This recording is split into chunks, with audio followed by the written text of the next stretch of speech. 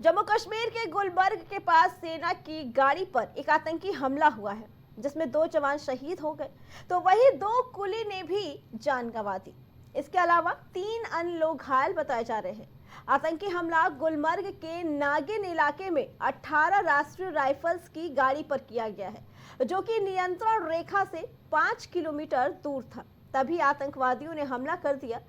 बता दें कि आतंकवादियों ने घात लगाकर सेना की गाड़ी पर हमला किया। सेना पुलिस की टीमें घटनास्थल पर पहुंच गई और मामले की जांच कर रही है। मध्य प्रदेश की राजधानी भोपाल में पहली कक्षा में पढ़ने वाली 6 साल की मासूम बच्ची से अश्लील हरकत का एक मामला सामने आया है, जहां पड़ोस में रहने वाले युवक ने बच्ची के जबरन अपने घर ले जाकर उसके साथ गंदी हरकत की। बच्ची को गुड टच बैड टच की समझ थी, तो उसने आरोपी की हरकत को भांप लिया और शोर मचाने लगी, जिससे आरोपी ने उसे छोड़ दिया और बच्ची निकलकर भाग गई। घर पहुंचते ही उसने सबसे पहले अपनी बुआ को पूरी घटना बताई, जिसके बाद जब शाम को बच्ची की मां काम से लौटी तो पिता के साथ थाने पहुंचकर उसकी शिकायत भी दर्ज कराई। पुलिस ने आरोपी युवक को हिरासत में लेकर उसके खिलाफ छेड़छाड़ और पॉस्को एक्ट बंधक बनाने के साथ कई धाराओं में उस पर केस भी दर्ज किया है।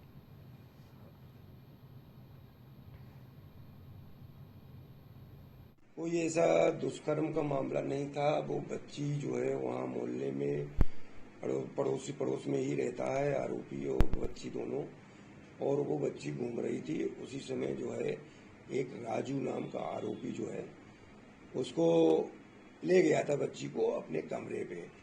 क्योंकि बच्ची समझदार थी, उसको गुड टच बैड टच के संबंध में अच्छी जानकारी थी।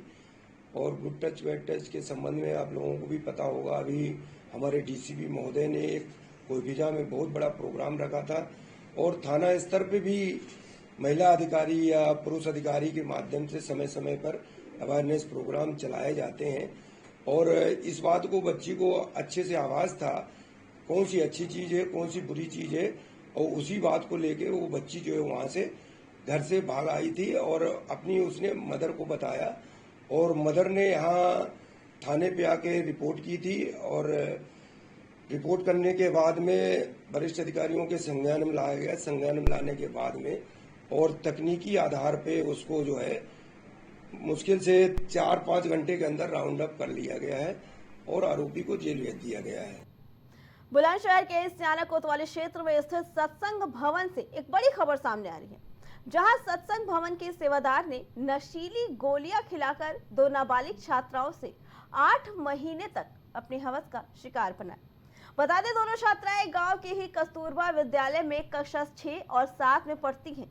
वहीं एक नाबालिग छात्रा की ओर से पेट में दर्द होने की शिकायत पर परिजनों ने अल्ट्रासाउंड कराया तो छात्रा 4 माह की गर्भवती निकली।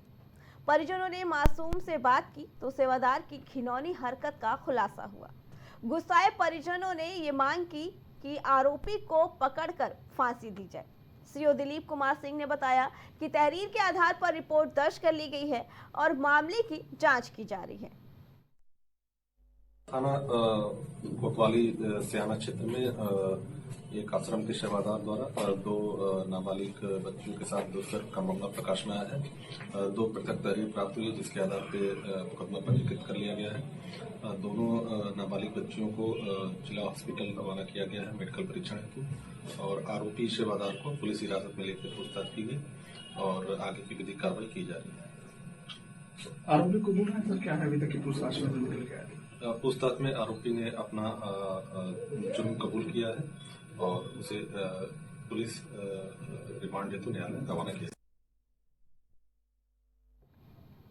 राजधानी भोपाल से एक मामला सामने आया है, जहां एक बार फिर हैवानियत की हदें पार हुई। जहां एक 13 साल के नाबालिग बच्चे ने महज 4 साल की मासूम बच्ची के साथ दुष्कर्म जैसी घिनौनी वारदात को अंजाम दिया।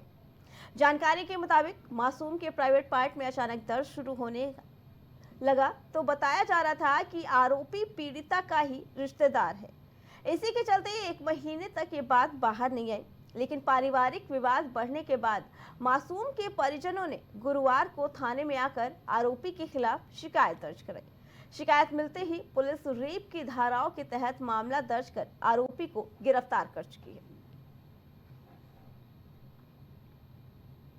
देखिए, कल एक कंप्लेंट हुई है थाना बिलखिरिया में एक पुरानी घटना को लेके। पारिवारिक ही थे वो, कजिन सिस्टर थी, 13 साल का एक आरोपी था। तो इस घटना को कल संज्ञान में लाया गया है फरियादी द्वारा। इस पे एफआईआर की जा चुकी है और नए प्रावधानों के तहत जो कार्रवाइयां हैं अब वो इस पे की जा रही है।